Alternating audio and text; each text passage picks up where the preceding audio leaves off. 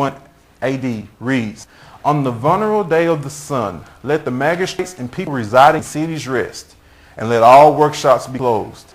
In the country, however, persons engaged in agriculture may freely and lawfully continue their pursuits, because it often happens that another day is not so suitable for grain sowing or for vine planting, lest they be neglecting the proper moment for such operations, the bounty of heaven should be lost."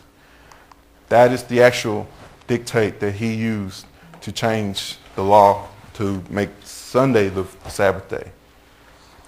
So, knowing that, where does this lead up to our time? So if you go from there, let's read Revelations 13, 17 and 18. "And that no man might buy or sell, save he that hath the mark, or the name of the beast, or the number of his name. Here is wisdom. Let him that hath understanding count the number of the beast, for it is the number of a man, and his number is 666. What does that mean that says, "and that no man might buy or sell"? Well, think about the times. Back in the old times, the way to conquer the world was through your army.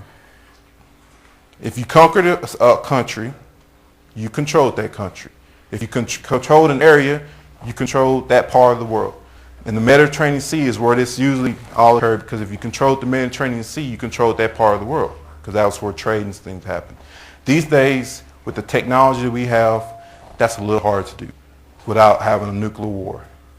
So how do you control the world now? Well, exactly. Financially. There's something that is now that there wasn't before. There's a world economy now. There used to be a world economy. Each country had its own economy. Now all the economies are combined together. So if one country struggles, like say the United States, the rest of the world struggles too. There's a world recession right now. The United States is in a recession. One cannot do better without the other. So if you want to control the world, control the world economy. If you control the world economy, you can stop someone from buying and selling. That's what he's talking about in these days. So in order for someone to control the world economy, you have to be a world leader.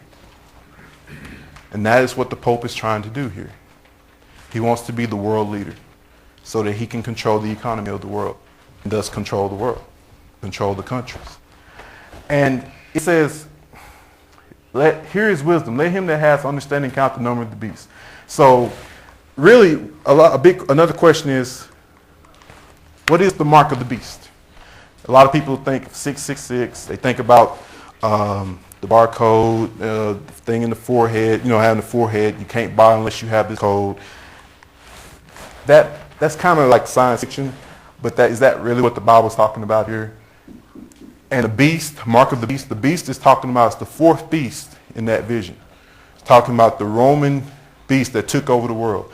And then the little horn was the Roman bishop who took control of that. It's no longer the Roman country, but the bishop, the Roman church.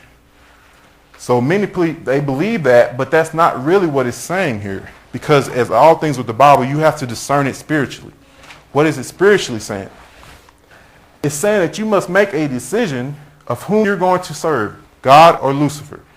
God set his holy Sabbath day on the seventh day of the week. Lucifer set his on the first day of the week. So if you decide to serve God, you will keep all 10 of his commandments, not 9, 10. And then he will seal you with the mark or the name in the forehead. If you decide to serve Lucifer, you will receive the mark of the beast, which means that you can buy and sell because the bishop will allow you to do so.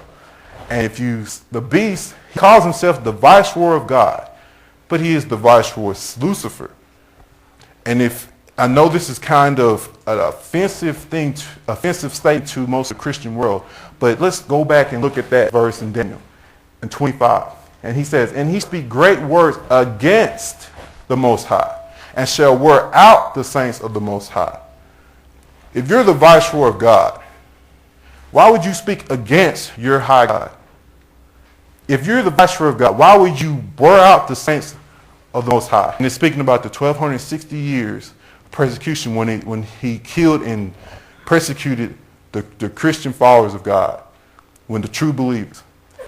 If you're the viceroy of God, you're not going to do that. If you're the viceroy of Satan, the enemy of God, you will speak against the Most High, and you will wear out the saints of the Most High.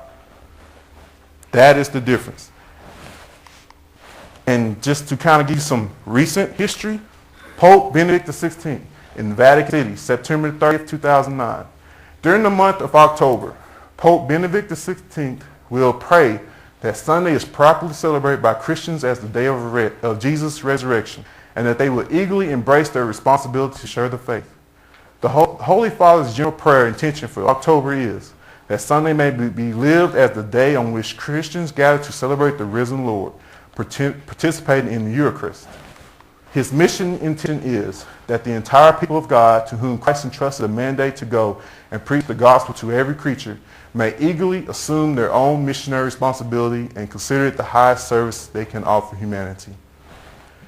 He is already starting the process of trying to change that Sunday law that we must serve the Lord on the first day of the week and not on the seventh. He's starting to put it out there. They're actually talking about finding a world leader to lead us out of the world recession. They're using new words, New World Order. I've done some research online. They're actually using this in news releases.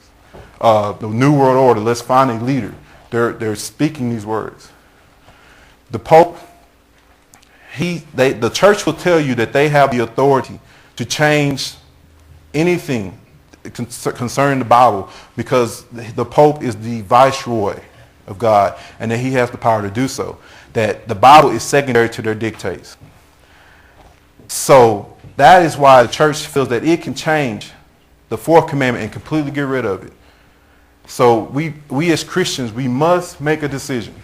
Who are we going to serve when this time of trouble comes? The Lord or Lucifer?